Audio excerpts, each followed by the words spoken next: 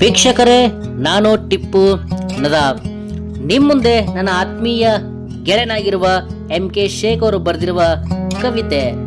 ಅದಕ್ಕಿಂತ ಮುಂಚಿತ ಅಕ್ಕ ಮಹಾದೇವಿ ವಿಶ್ವವಿದ್ಯಾಲಯ ವಿಜಯಪುರ BCom ವಿದ್ಯಾರ್ಥಿಗಳಿಗೆ ಈ ಒಂದು ಪಠ್ಯಕ್ರಮದಲ್ಲಿ ನೂಲು ಎಂಬ ಕಥಾ ಹಂದರವು ಆಯ್ಕೆಯಾಗಿದೆ. ಬನ್ನಿ ಕವಿತೆಯ ಕಡೆಗೆ ಸಾಗೋಣ. ಈ ಒಂದು ಕವಿತೆಯ ಶೀರ್ಷಿಕೆ ನನ್ನ ದಪ್ಪನಿಸ ಬನ್ನಿ ನನ್ನವರೇ.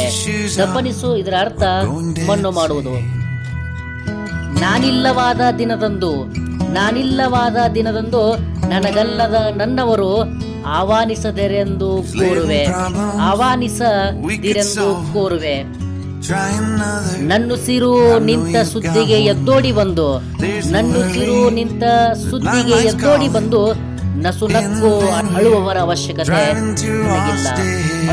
ಅವಶ್ಯಕತೆ ನನಗಿಲ್ಲ. ನನ್ನ ಹೆಣದ ಆಶಯವೂ ಒಂದೇ.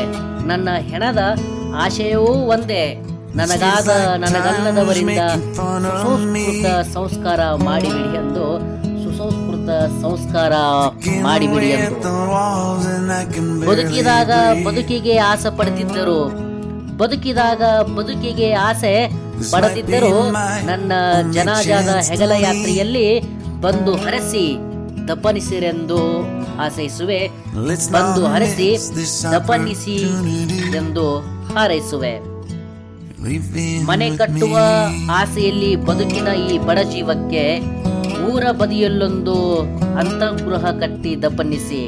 ಮನೆ ಕಟ್ಟುವ ಆಸೆಯಲ್ಲಿ ಬದುಕಿನ ಈ ಬಡ ಜೀವಕ್ಕೆ ಊರ ಬದಿಯಲ್ಲೊಂದು ಅಂತಃಗೃಹ ಕಟ್ಟಿ ದಪ್ಪನಿಸಿ.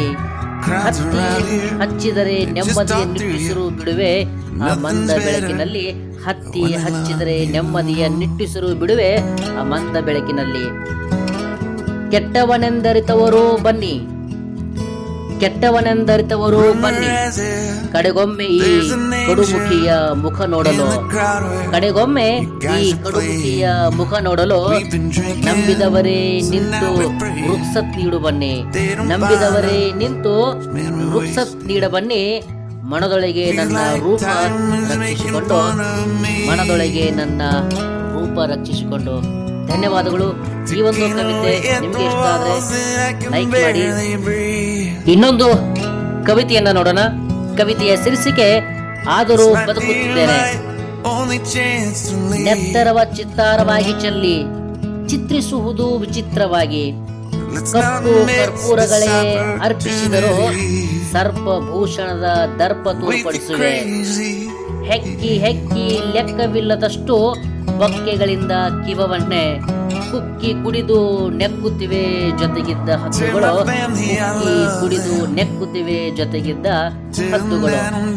ವಿರಾಟದ ಹಾರಾಟದ ಕಾಟದ ಈಟಿಯ ಚಾಟಿ ನಾಟಿ ಗಾಢವಾದ ಸೋಡಿ ಆಡುತ್ತಿದೆ ಸುಡಂಕಿನ ಬದುಕು. ರಂಗಿನ ಚದುರಂಗಿನ ಚಿಂತೆಯ ಕಂತೆಗಳ ಕಟ್ಟಿಕೊಂಡು ಲಟ್ಟಣಿಕೆಯಂತ ಬೊಟ್ಟಿನಲ್ಲಿ ಕಟ್ಟಿ. ಇರುಳೋ ನೆರಳೋ ಉರುಳೋ ಕೊರಳೋ ಒಂಚೂರು ಹೊಳೆದು ಪಳಿಯುಳಿಕೆ ಆಗುತ್ತಿದ್ದೇನೆ. ಕಳೆಯ ಗಾಢ ಕತ್ತಲೆಯಲ್ಲಿದ್ದರೂ ಬದುಕುತ್ತಿದ್ದೇನೆ. ಈ ಎರಡು ಕವಿತೆಗಳು ನಿಮಗೆ ಇಷ್ಟ ಆದರೆ ಈ ಒಂದು ಚಾನಲನ್ನು ಸಬ್ಸ್ಕ್ರೈಬ್ ಮಾಡಿ ಮತ್ತು ಶೇರ್ ಮಾಡಿ. ಧನ್ಯವಾದಗಳು MK ಶೇಖ್ ಸರ್ ಅವರಿಗೆ.